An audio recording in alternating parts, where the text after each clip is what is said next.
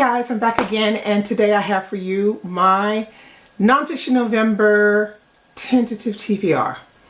So I say tentative because you know I'm reading Count of Monte Cristo this month with a bunch of other lovely people. So the month of October and November, because it's long, it's 1,400 and something pages. So I have put together a list of Nonfiction November books for me to choose from next month. Now I know I will not get to all of these books, but I'm going to just try to pick out one or two. I'm just going to try to read what I can, okay? So let's get started. First book on the list I have is Kesey Lehmans' Heavy. This is his memoir. It came out earlier this year, if I'm not mistaken. And I have heard nothing but excellent things about this memoir. Now, I must admit, I did try to attempt reading Kesey Lehmans', I think it's called Long Division. It wasn't happening. No. It was no ma'am. I just DNF'd it. I don't know. I think it was a couple years ago I tried to read that one. I think I just got to page 35 or 40 and I just checked out. I wasn't understanding anything I was reading. So hopefully this one will blow my socks off and it'll be perfect for Nonfiction November, and it is not that big. I think this one is not even, it's not even 250 pages. It's like 240 pages. So, you know, technically if I could get, you know, a couple days, I could, you know, get this one done. Next on the list I have The Word. This is by Marita Golden. It's called The Word. Black writers talk about the transformative power of reading and writing. Now, one of my lovely friends, Rosa, suggested this book to me. She said, oh, have you not read that book, The Word? It's so good. Now, what she does in this book is she talks about the power of reading and writing, and it's through essays from different authors. So you have Chimamanda Ngozi Adichie, Pearl Cleage, J. California Cooper, Edwige Danticat, Nikki Giovanni, etc., etc. So there are 13 essays in here. And I don't know if you guys know who Marita Golden is. She wrote a book, I think it was called The Wide Circumference of Love. Didn't hear very many people talk about this one. I haven't read it personally. But yeah, so that's what she's known for having written, and she's written some other stuff too.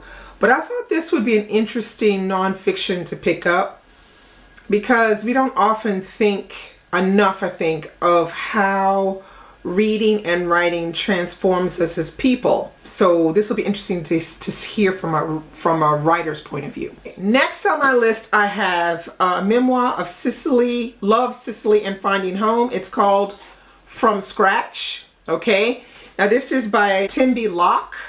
Timby Locke is Attica Locke's sister. So Attica Locke, you know, she writes the Highway 29 series, I think it is. So it's Bluebird, Bluebird, and Heaven My Home, and a slew of other books. The Cutting Season, Blackwater Rising. She's written quite a few books, Attica Locke.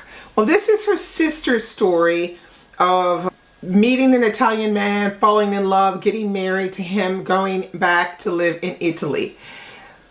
I can't wait to get to this one. I'm really curious about this whole story. I really like Italy, and the book is not that long, and it's a beautiful cover. Look at that beautiful cover.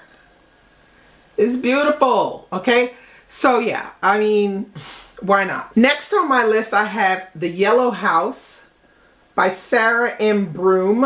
Okay, now this one came out this year as well. I think it was the month of August, if I'm not mistaken. Sarah M. Broom is from New Orleans, just like me. And this is her memoir, and it is focused around her home in New Orleans East. And that's why it's called The Yellow House. I'm really interested to hear about this because New Orleans East is a neighborhood that I knew because of one of my cousins who moved there in the mid to late 70s with her family. So for me, New Orleans East is my cousin's house because that's when I discovered it as well. But I think in this book she talks about really how this neighborhood grew into what it was and what happened to it after Katrina. So very, very interested in this one. This is a little bit bigger, but it's still not a huge book. But anyway, this one I definitely think is going to be a good one. Last but not least, I have Project Girl, which is by Janet McDonald. I discovered Janet McDonald on a podcast that a friend of mine told me to pick up. And yeah, I started listening to this podcast and I discovered Janet McDonald, who did a whole little episode on this podcast. It's about Americans living in Paris. She's an African-American woman who comes from the projects, and you follow her story and how she becomes this young woman who eventually will wind up living and working in Paris. Now, sadly, Janet McDonald died not so long ago. I'll put the date here of the year of her death, maybe about 5 years ago, something like that. But I was so enamored with what I heard on that episode, on that podcast. I love the way she sounded and the things that she said about Paris.